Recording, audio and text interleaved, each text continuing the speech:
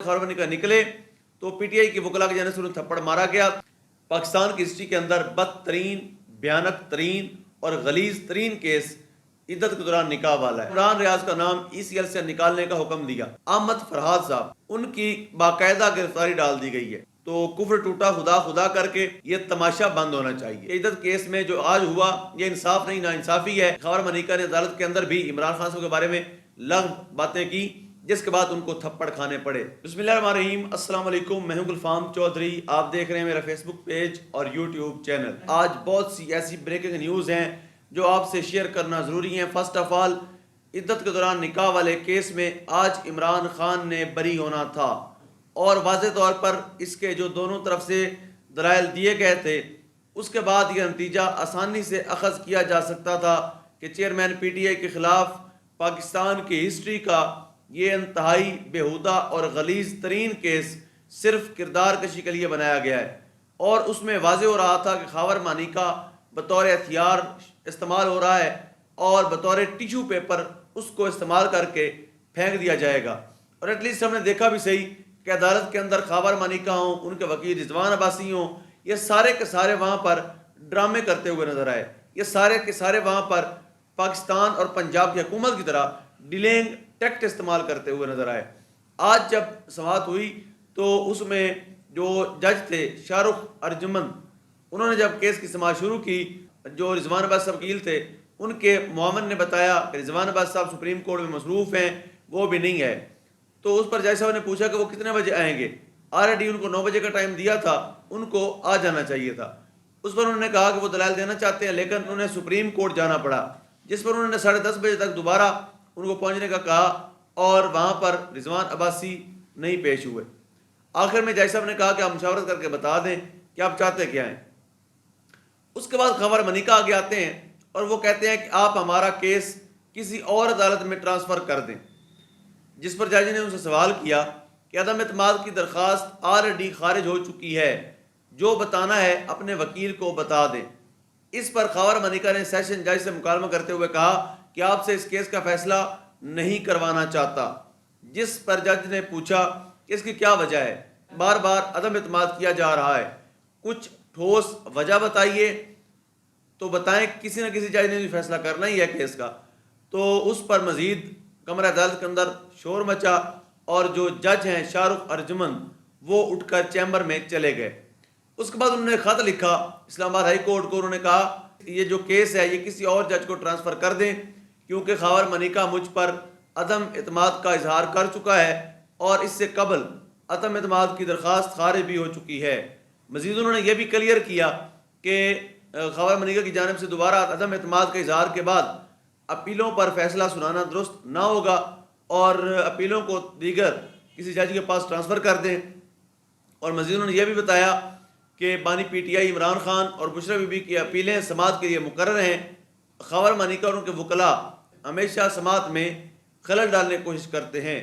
اس کے بعد بات کرتے ہیں آج جب عدالت سے نکلے تو خاور مانیکا نے بقول پاکستان تحریک انصاف کے وکلاء کے، خاور مانیکا نے عمران خان کے بارے میں ہتک آمیز الفاظ استعمال کیے، انہوں نے گالی دی، جس پر پاکستان تحریک انصاف کے وکلاء نے ان کو تھپڑ مارے اور ان کو شیم شیم کے نعرے بھی لگائے، پانی کی بوتلیں بھی پھینکی گئیں۔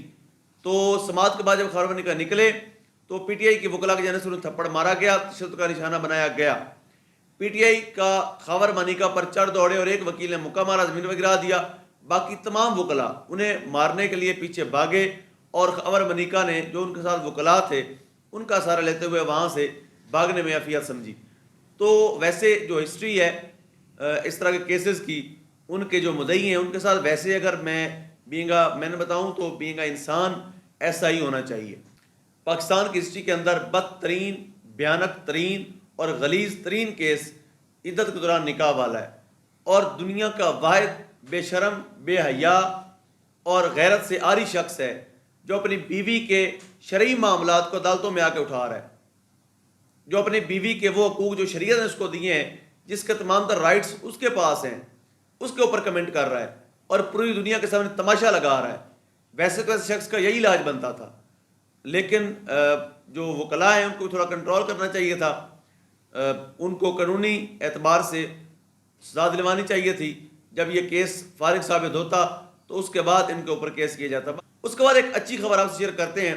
عمران ریاض خان آج اسلام آباد ہائی کورٹ میں پیش ہوئے اور جو جسٹس محسن اختر کیانی صاحب ہیں انہوں نے اس کیس کی سماعت کی اور عمران ریاض کا نام ECL سے نکالنے کا حکم دیا. یاد رہے کہ عمران ریاض خان کو پاکستان کے اندر درجن دفعہ گرفتار کر کیا جا چکا, ایک دفعہ لاپتہ بھی کیا جا چکا. اس کے باوجود بھی انہوں نے حق اور سچ کا ساتھ دینا نہیں چھوڑا. مزید ان پر گھیرا تنگ کرنے کی کوششیں کی جاتی رہی ہیں اور کی جا رہی ہیں. اب انہیں اجازت ملی ہے. اب دیکھتے ہیں کہ پاکستان کی حکومت ان کو حج جیسا مقدس فریضہ سر انجام دینے دیتی ہے یا نہیں. اب دیکھتے ہیں آنے والے دنوں میں. اس کے بعد ایک اچھی خبر یہ, جو نوجوان صحافی ہیں اور شاعر ہیں احمد فرحات صاحب, ان کی باقاعدہ گرفتاری ڈال دی گئی ہے اور ان کو اسلام آباد سے اٹھایا گیا تھا اور مظفر آباد کے ایک تھانے میں گرفتاری ڈالی گئی ہے. اب بتایا گیا ہے کہ ان کے خلاف انسداد دہشت گردی ایکٹ اور سائبر کرائم ایکٹ کے تحت پہلے سے مقدمہ درج ہے. پولیس نے ملزم کا عدالت سے 4 روزہ ریمانڈ بھی لے لیا ہے. تو کفر ٹوٹا خدا خدا کر کے جسٹس محسن اختر کیانی نے مغوی شاعر احمد فرحات کیس کی سماعت کی. اٹارنی جنرل ہیں جی منصور امان, ایڈیشنل اٹارنی جنرل منور اقبال دوگل اور وزیر قانون اعظم نذیر ترڑ بھی پیش ہوئے. یعنی آج یاد رہے کہ ایک حکم تھا اسلام آباد ہائی کورٹ کا سیکٹر کمانڈر ISI اور سیکٹر کمانڈر IB کو پیش کرنے کا, لیکن وہ پیش نہیں ہوئے.